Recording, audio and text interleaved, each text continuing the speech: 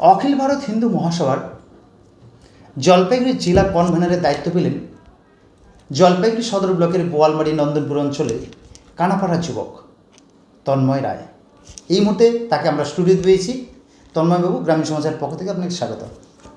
অবশ্যই ধন্যবাদ গ্রামীণ সমাচারকে আমাকে আপনাদের স্টুডিওতে আনার জন্য আন্তরিকভাবে ধন্যবাদ।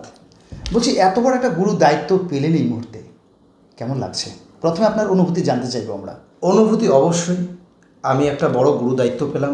আমাদের রাজ্য সভাপতি চন্দ্রচূড় গোস্বামী আমাকে একটা জেলার দায়িত্ব দিলেন, তাতে অবশ্যই আমি খুব খুশি আন্তরিক দিক থেকে, এবং হিন্দু মহাসভার কাজকর্মগুলো করব।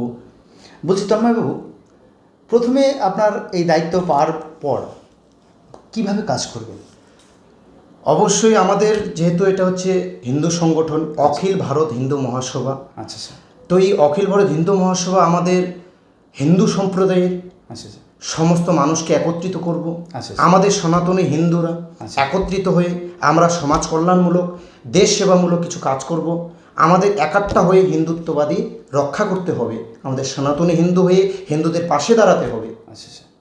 মানে এই সময়ে সনাতনী আপনার কথা বলছেন, এই যে মানুষের কাজ, শোক দুঃখ বা মানুষের যে সমস্যাগুলো রয়েছে সেই দিকগুলো কীভাবে দেখবেন? ধরুন, বেকারত্ব থেকে শুরু করে শিক্ষা দীক্ষা থেকে শুরু করে কর্মসংস্থান থেকে শুরু করে এই বিষয়গুলোর উপরে কি আপনাদের দায়িত্ব থাকবে? এই বিষয়গুলোকে অবশ্যই অবশ্যই। আমি তো প্রথমেই বললাম যে আমাদের সমাজ কল্যাণমূলক অনেক কাজ করা হবে। অবশ্যই আমরা যে সনাতনী হিন্দু, শুধু হিন্দুত্বের কাজ করব তা নয়, আমরা দেশ সেবার কাজেও লাগব।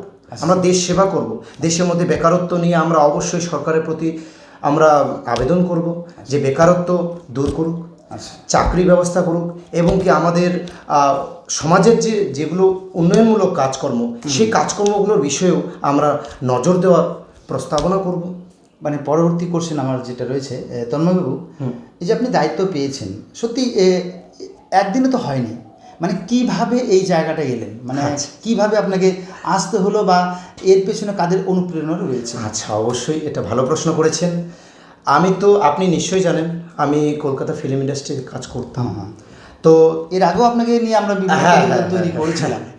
তো যাই হোক, তো সেখানে আমার ডক্টর অসীম রায়, আচ্ছা স্যার, আমাদের রাজ্য সহসভাপতি, তো ওনার সাথে দীর্ঘদিনের আমার পরিচয়। অসীম রায় কিসের রাজ্য সভাপতি?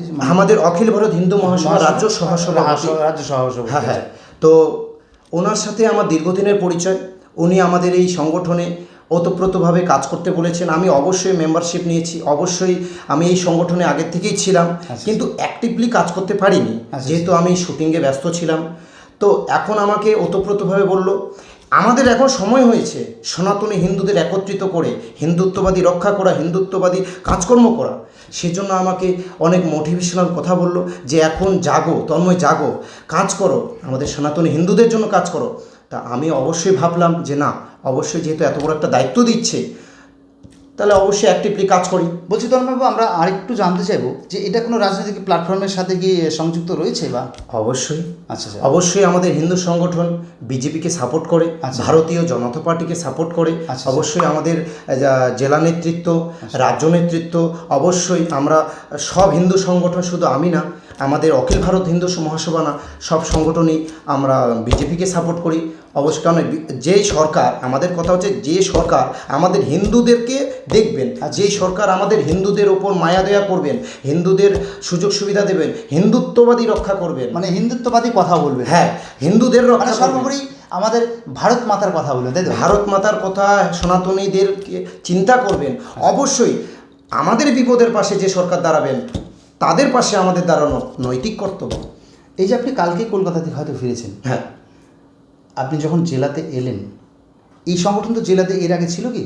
হ্যাঁ, অবশ্যই অনেক কর্মী আছেন, অনেক তারা আনঅ্যাক্টিভলি কাজ করেছেন। এখন নতুন সংগঠন, এই যে আপনি একটা দায়িত্ব পেলেন, এটা জেলাতে কি ইতিপূর্বে বার্তা গিয়েছে? হ্যাঁ, অবশ্যই। জেলায় আমাদের 7টা বিধানসভা আছে, 7টা বিধানসভার বিভিন্ন কর্মী আছে, তারা আমাকে অলরেডি অনেকেই ফোন করে শুভেচ্ছা বার্তা দিচ্ছেন, নতুন কনভেনার। এবং আমাদের পূর্ণাঙ্গ কমিটি, এর মধ্যেই আমরা পূর্ণাঙ্গ কমিটি ঘোষণা করব।